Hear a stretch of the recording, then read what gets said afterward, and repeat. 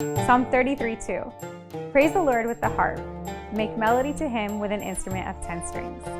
Welcome back to the 10 Strings, where we are praising with King David in a heavenly symphony during the blessed month of Kiak, praising our beloved Mother St. Mary and the Church as a holy dwelling place of the incarnate God.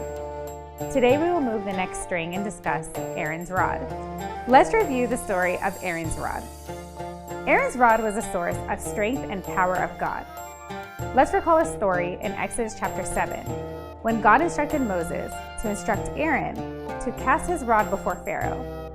It became a serpent, and then Pharaoh and his sorcerers and magicians acted in the same manner.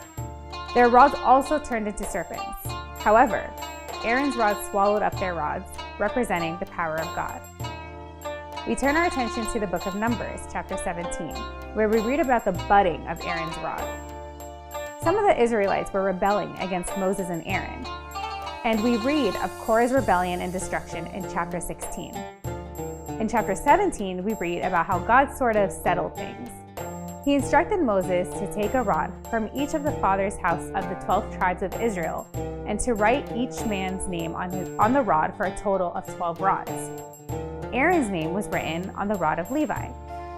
God then told Moses that the rod of the man he chooses will blossom and will therefore rid himself of the complaints of the children of Israel, which they were making against Moses. Moses did as instructed, and the next day Aaron's rod sprouted and had put forth fruits, produced blossoms, and yielded ripe almonds. This was a testimony to the people of Israel to put their complaints aside. So St. Mary is a type of Aaron's rod, as Christ came forth from her without the seed of man. In the same way, the lifeless rod of Aaron blossomed without planting. Aaron's rod symbolizes St. Mary's virginity. Thank you for joining us, and we look forward to the next episode of the 10 Strings.